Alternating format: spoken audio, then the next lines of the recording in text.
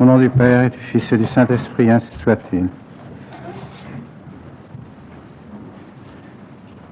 Mes bien chers amis, mes bien chers frères, la fête de la Toussaint, l'ordination qui va avoir lieu dans quelques instants, et l'anniversaire de la fondation de la Fraternité sont autant d'événements que nous fêtons aujourd'hui et qui nous offrent l'occasion de méditer d'une manière toute particulière sur ce qu'est la sainteté et particulièrement sur ce qu'est la sainteté du sacerdoce. En effet, s'il est une raison de donner et de choisir ceux qui doivent offrir les saints mystères, c'est bien leur sainteté. S'il est un motif aussi que nous pouvons évoquer au sujet de l'anniversaire de la fondation de la Fraternité, et en faisant cela, nous évoquerons tout simplement le but même de la Fraternité, qui est d'abord et avant tout de sanctifier les prêtres, de donner à l'Église de saints prêtres. Et je pense que si nous nous adressions à tous ceux qui aujourd'hui jouissent de la gloire du ciel, tous les saints qui sont unis à notre Seigneur Jésus-Christ, à la très sainte Vierge Marie, à tous les saints anges, et qui chantent la gloire de Dieu et de notre Seigneur, si nous leur demandions à chacun d'entre eux quel a été au cours de leur existence terrestre le moyen, la voie de leur sanctification, ne fait aucun doute qu'ils nous répondront: la voie de la sanctification, c'est notre Seigneur Jésus-Christ. Et notre Seigneur Jésus-Christ crucifié. La voie de la perfection, la voie de la sainteté, c'est la croix de notre Seigneur Jésus-Christ. Alors, s'il est vrai que c'est la croix de notre Seigneur Jésus-Christ qui est le moyen de notre sanctification, voyez immédiatement quelle doit être aussi pour le prêtre la raison et la voie de sa sanctification.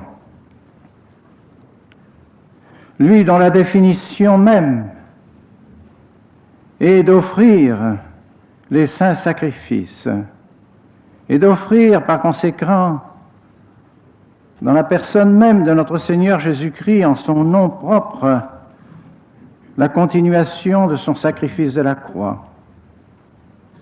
C'est donc là que le prêtre trouvera la raison fondamentale, essentielle, continuelle de sa sanctification.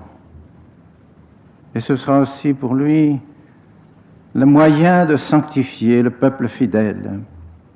Et pour le peuple fidèle, la voie de la sanctification n'est pas autre que celle du prêtre, c'est aussi la voie de la croix. Et c'est en effet saint Paul qui nous enseigne d'une manière si admirable ce qu'est le prêtre dans son chapitre 5 de l'Épître aux Hébreux.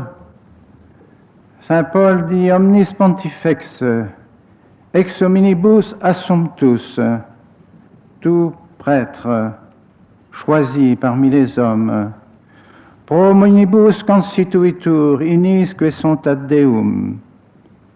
Il est constitué, il est fait pour les hommes en ce qui regarde les choses de Dieu, ut offerat dona et sacrificia pro peccatis, pour qu'il offre les dons et pour qu'il fasse le saint sacrifice pour la rédemption des péchés.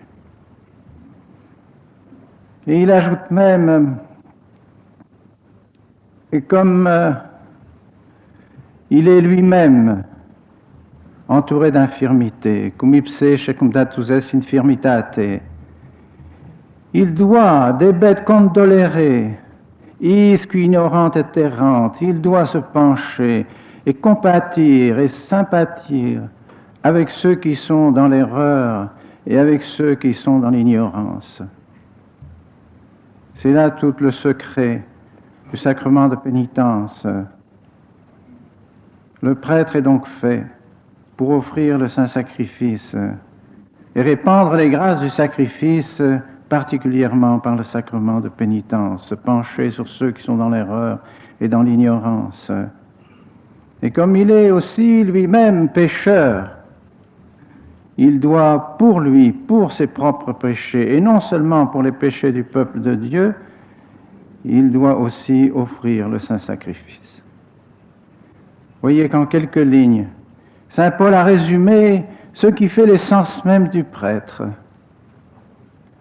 Alors, mes chers amis, vous qui dans quelques instants allez monter à l'autel pour recevoir une ordination qui vous prépare à offrir ces saints mystères de Dieu, ces saints mystères de notre Seigneur Jésus-Christ, méditez ces paroles de saint Paul.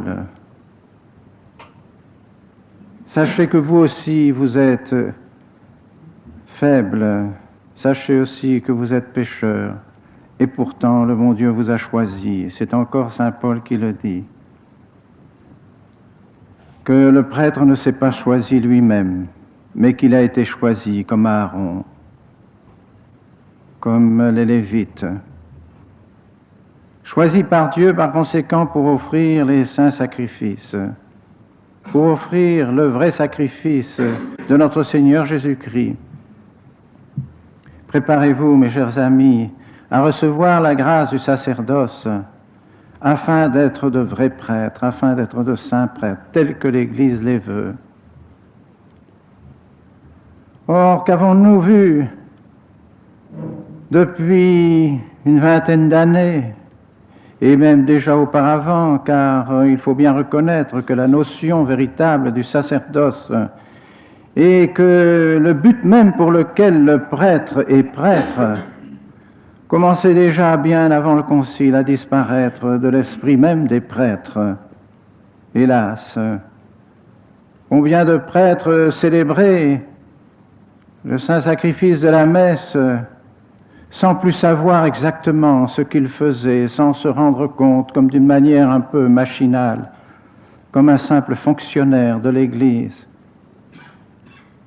Alors que c'est là que se trouve toute la grandeur du prêtre, toute sa raison d'être, toute sa joie, toute sa consolation, toute sa force se trouve dans le saint sacrifice de la messe. Si le prêtre ne réalise plus ces choses-là, alors ce n'est plus un prêtre. Or, au lieu de revenir à ces notions fondamentales de l'Église, qui sont la pierre et le roc fondamental de l'Église, on a voulu introduire un esprit nouveau. Un esprit nouveau qui, loin de faire retrouver au Saint-Mystère leur véritable signification, a rapproché ces mystères de la scène protestante, détruisant ainsi ce qu'il y avait de mystérieux, de grand, de divin, de sacré dans le saint sacrifice de la messe, en rapprochant notre sacrifice, le sacrifice de notre Seigneur, de ce sacrifice ignoble des protestants. C'était dénaturer le sacrifice de la messe. Et alors nous avons pu constater, et nous constatons tous les jours, les effets de ce changement de la pensée des prêtres, changement qui s'est introduit sous l'influence des modernistes qui ont envahi l'Église, car ce n'est pas l'Église qui a fait une chose semblable. Ce sont les modernistes et les progressistes qui ont envahi l'Église et qui ont imposé aux chrétiens une idée du sacrifice de la messe qui n'est plus la véritable idée du sacrifice de la messe, qui ont dénaturé le sacrifice de la messe. Et c'est pourquoi nous avons résisté. Nous ne sommes pas des rebelles, nous ne sommes pas des schismatiques, nous ne sommes pas des hérétiques. Nous résistons. Nous résistons à cette vague de modernisme qui a envahi l'Église, à cette vague de laïcisme, de progressisme, qui a envahi l'Église d'une manière indue, d'une manière injuste, et qui a essayé de faire disparaître de l'Église tout ce qu'il y avait de sacré, tout ce qu'il y avait de surnaturel, de divin dans l'Église, pour le réduire à la dimension de l'homme. Eh bien, nous résistons et nous résisterons. Non pas par esprit de contradiction, non pas par esprit de rébellion,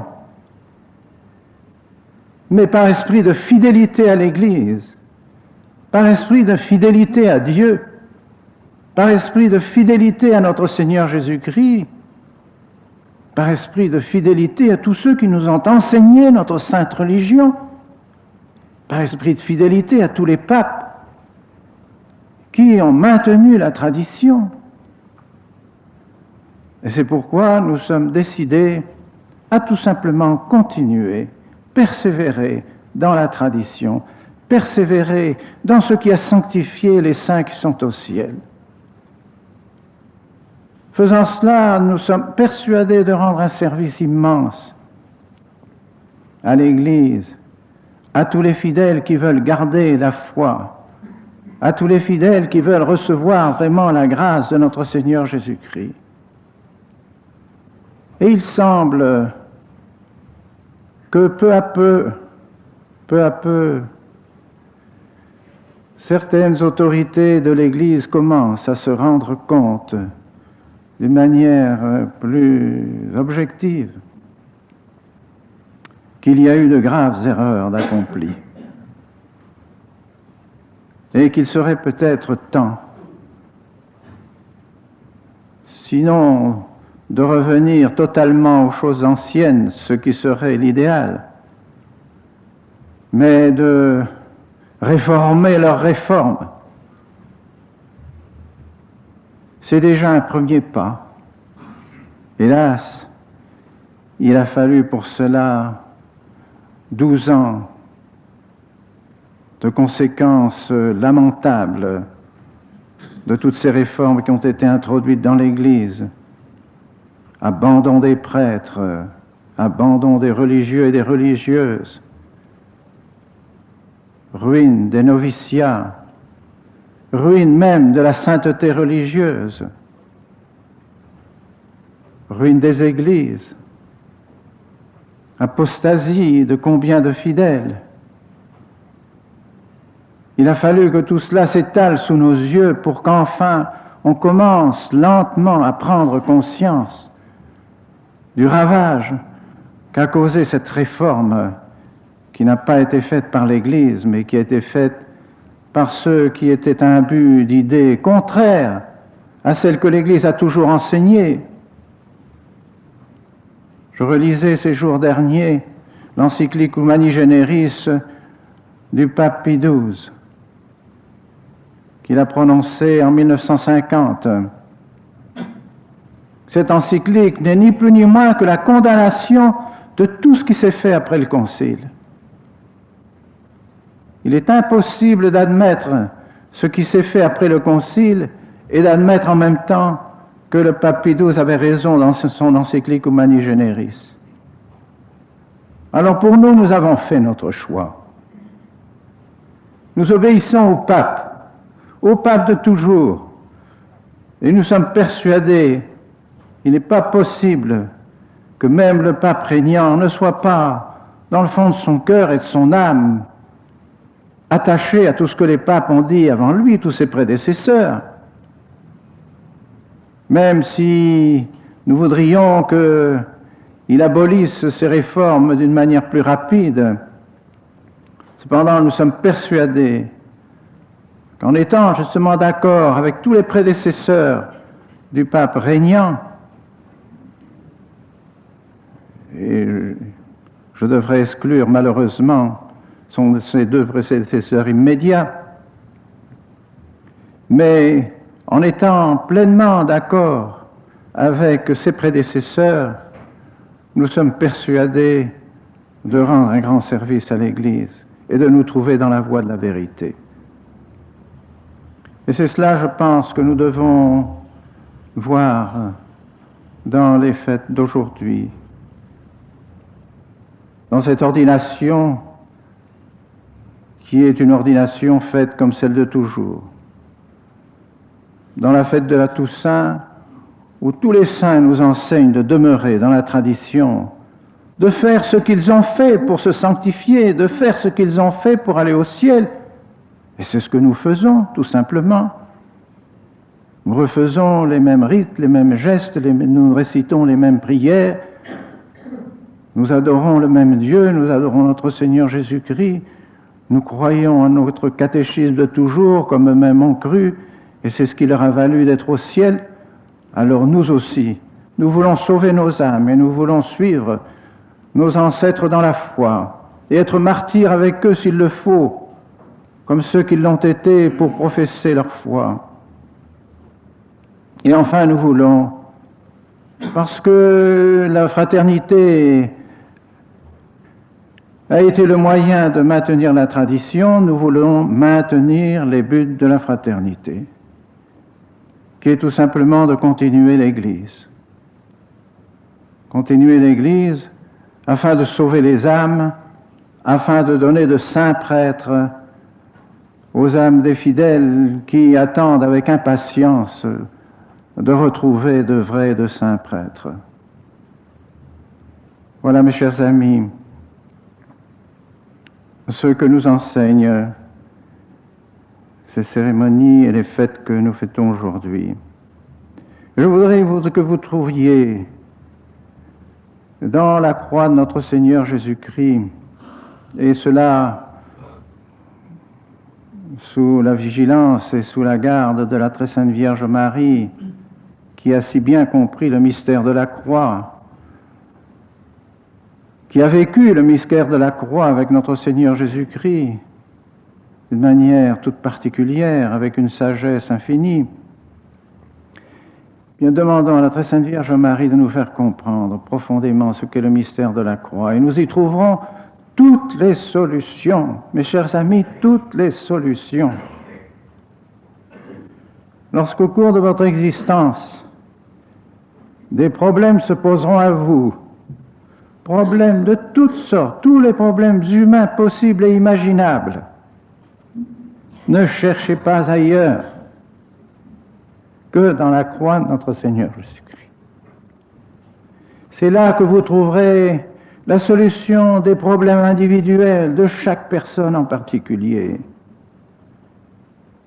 Les âmes viendront se confier à vous, viendront vous exposer leurs problèmes, problèmes de toutes sortes. Vous leur direz toujours, regardez la croix de notre Seigneur Jésus-Christ.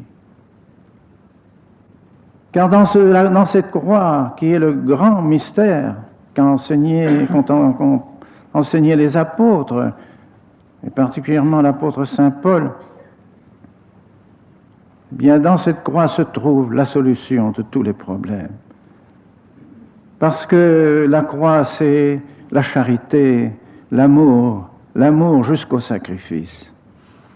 Eh bien, tous les problèmes se résolvent dans la charité portée jusqu'au sacrifice de soi, jusqu'à la mort s'il le faut. Dernièrement, précisément au cours de ce synode, me trouvant à Rome, ayant l'occasion de rencontrer quelques cardinaux qui discutaient ces problèmes du mariage, problèmes qui apparaissent aujourd'hui beaucoup plus difficiles qu'autrefois. Il semblerait bientôt qu'aujourd'hui seulement des problèmes se posent pour les gens mariés. pour ceux qui sont dans les liens du mariage. J'ai eu l'occasion de leur dire, mais sans sacrifice, il est impossible de résoudre les problèmes du mariage. Sans la croix, il est impossible de résoudre les problèmes du mariage, comme tous les autres problèmes d'ailleurs, pas seulement celui-là. Mais exclure le sacrifice du mariage, c'est exclure l'idée chrétienne même du mariage.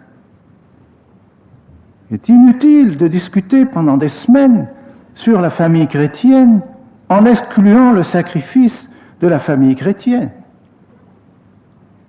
C'est laisser la vraie solution, le vrai remède à part, et par conséquent demeurer sans solution.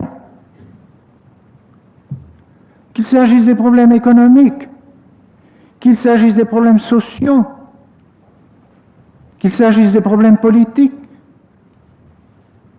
qu'il s'agisse des problèmes de ceux qui sont alités sur des lits d'hôpitaux,